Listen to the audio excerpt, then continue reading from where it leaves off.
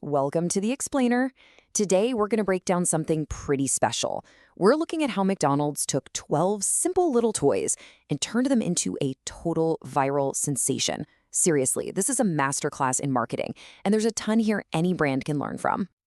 And it all kicked off with these little red boxes. They look pretty simple, right? But believe me, the real magic wasn't just the toy hiding inside. Nope, it was the incredibly smart, carefully planned strategy that basically manufactured a collector frenzy and sent demand through the roof. So, if you're in retail or marketing, you've got to be asking yourself, how on earth did they pull this off? What was the secret sauce? Well, that's exactly what we're going to get into. Let's do it. Okay, here's the plan. We're going to break this whole thing down piece by piece. We'll look at the product itself, how they played the scarcity card, how they made it so easy to buy, and of course, the big takeaways that you can actually use. All right, first up, let's set the stage, because what we're looking at here is a real masterclass in grabbing people's attention. So McDonald's launched this thing called the Friends New Year Zodiac dress-up show.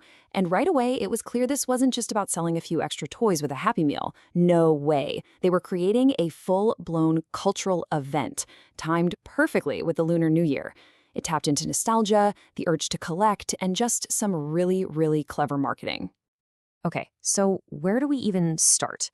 Let's begin with the product itself, because you can't have a campaign this huge without a product that was just brilliantly designed to have that mass appeal right from the get-go. Okay, check this out, because this is where the genius really starts. They took their classic characters, Grimace, Hamburglar, and mixed them with the Chinese Zodiac. That alone is a huge cultural win. But they didn't stop there. Each one had a clever, punny name linked to a traditional blessing.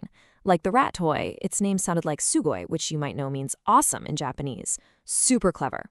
And the best part? The costumes were interchangeable, so you could mix and match, which just skyrocketed the fun factor. But look, a great product is one thing. Creating a total frenzy is another. And that's where their strategy comes in.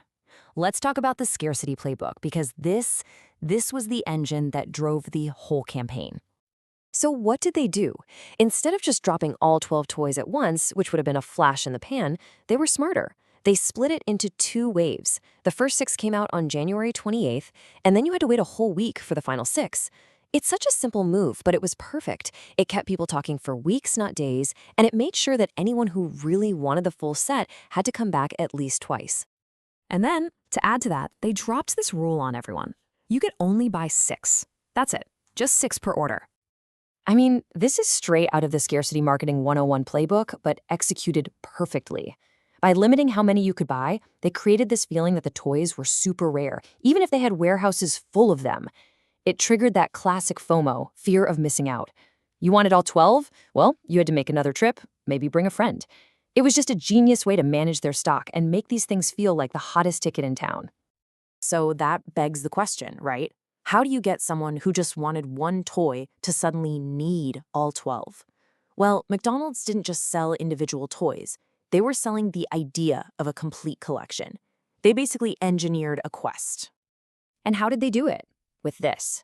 A simple little shopping bag. It seems so minor, but this one little upsell was the key that unlocked the whole collect-them-all strategy. Just think about the journey they created for the customer. So you go in, you buy a few toys from Wave 1.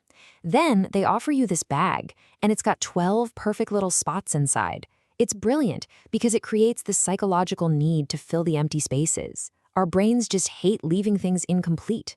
Suddenly, that empty slot is staring at you, taunting you. It turns a simple purchase into a mission you have to finish. And of course, their marketing messages push this hard. They didn't just call it a bag with toys. No, it was the essential New Year's gift set. So now it's not just a personal collection, it's the perfect gift for the holiday. It gives you another powerful, socially acceptable reason to go out and complete the set. Okay, so you've got a great product, you've created massive hype, but all of that is worthless if it's a pain to actually buy the thing. And McDonald's knew this. They made sure the process was as smooth and easy as possible. They basically opened up every possible way to buy. You could get them at the counter, sure, but also at the self-service kiosks, through the drive-thru, and, this is key, on the McDonald's mobile app. It was a total omni-channel attack. And you can see from their own ads what the big selling point was. Mobile ordering is convenient, no need to queue. Think about it. When the stores are packed with people all trying to get these toys, being able to just order on your phone and skip the line, that's a huge deal. It was a massive advantage and absolutely crucial for turning all that hype into actual, easy sales. Okay, so let's pull all this together. What are the big lessons here? If you're in marketing or retail, what can you steal from this playbook? Lesson number 1, phased releases are king. Don't just dump your entire product line in one go. Splitting it into waves keeps people talking, keeps the hype alive, and gives them a reason to keep coming back. Lesson 2, sell the collection, not just the product. That little shopping bag was a game changer. Think about what complementary accessories you can offer that turn a single purchase into a bigger quest for your customers. And lesson 3, and this is a big one, make it easy to buy. All the hype in the world means nothing if your checkout process is a nightmare.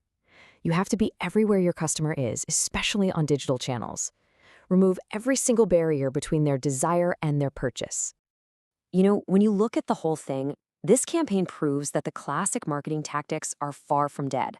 They're just waiting to be updated. You take a timeless idea like scarcity, you mix it with some real cultural understanding, and you power it with modern tech, and you get magic. It's a powerful formula.